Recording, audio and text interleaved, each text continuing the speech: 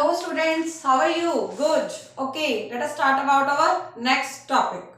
Our topic is determination of normal price. ठीक है, हमने normal price देखना है. What is the meaning of normal price? ठीक है, एग्जाम आने वाले हैं तो तैयारी ध्यान से करो और अच्छे से पढ़ो. ठीक है, चलते हैं. नॉर्मल प्राइस क्या होता है? हम पढ़ चुके हैं लॉन्ग रन. ठीक है, लॉन्ग रन हमने पढ़ा था कि ऐसा टाइम होता है जहां पर आप सप्लाई के इंक्रीज होने पर डिमांड को इंक्रीज कर सकते हो. क्या होता है? आपके पास बहुत सारा टाइम है. लॉन्ग रन, लंबा टाइम. ठीक है, इसका मतलब अगर आपकी सप्लाई बढ़ जाती है या डिमांड करने वाला ज्यादा चीजों की डिमांड करता है. पहले देखो, 100 गुड्स की डिमांड कर रहा था और आपकी सप्लाई थी 100. अब उसने अपनी डिमांड को इंक्रीज कर दिया है. कितनी डिमांड हो गई है? 200. तो आपकी सप्लाई भी क्या हो गई है? 200. ऐसा कब होता है? लॉन्ग रन के अंदर, जब आप सप्लाई को इंक्रीज कर सकते हो डिमांड के इंक्रीज होने पर. क्लियर? ये क्या होगा? Long run. और लॉन्ग रन में जो प्राइसेस फिक्स होंगे उसका नाम क्या होता है? Normal prices. नॉर्मल प्राइसेस का मतलब क्या है? ऐसे प्राइसेस जो लॉन्ग रन में फिक्स होते हैं उसका नाम क्या है? Normal prices. ठीक है, नॉर्मल प्राइसेस का मतलब क्या है कि वो प्राइसेस चेंज नहीं होंगे, फिक्स हो जाएंगे. जैसे शुगर के प्राइसेस कितने हैं? 40 रुपीज केजी. 1 केजी शुगर लेते हो, आपको 40 रुपीज पे करने पड़ते हैं. तो वो प्राइसेस क्या हैं? आपके फिक्स हैं. ठीक है, इसका मतलब डिमांड और सप्लाई के इक्विलिब्रियम से क्या हो गया? प्राइसेस फिक्स हो गए. कितने? 40 रुपीज. क्लियर? अब हम देखेंगे इसको डायग्राम से. ये आपका सप्लाई का long run. Long run supply क्या है कि आप जितनी चाहे सप्लाई को इंक्रीज कर सकते हो. ठीक है, ये क्या है? आपका डिमांड का.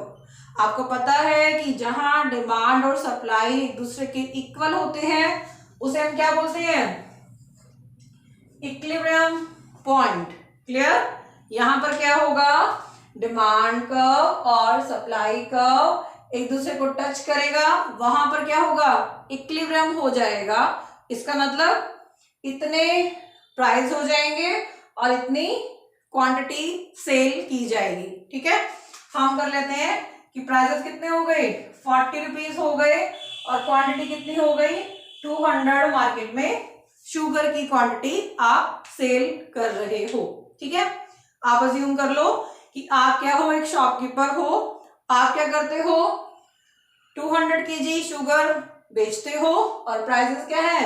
40 रुपीज. ठीक है, अब हम देखते हैं कि अगर डिमांड ज्यादा हो जाए या कम हो जाए तो इस पर कोई इफेक्ट पड़ेगा?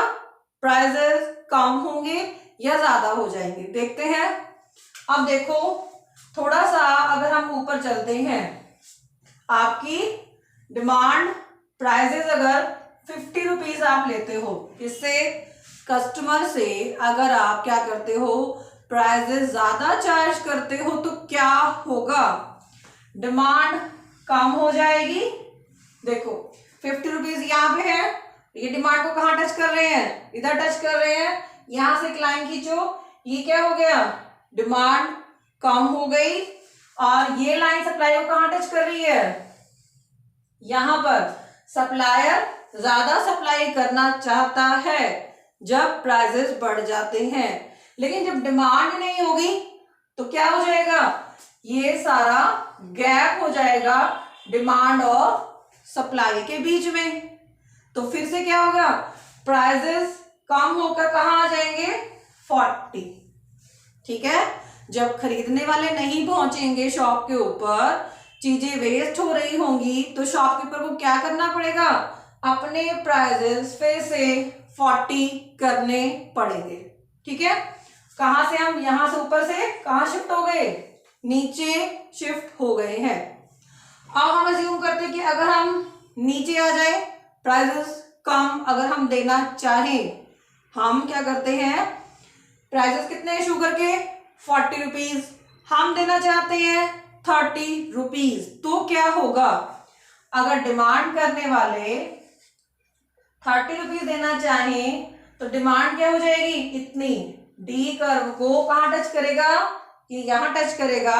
इसका मतलब डिमांड क्या हो गई है, पहले से ज्यादा हो गई है। लेकिन ये कर्व सप्लाई को कहां पर टच कर रहा है, यहां पर। सप्लाई क्या हो गई है, कम हो गई है।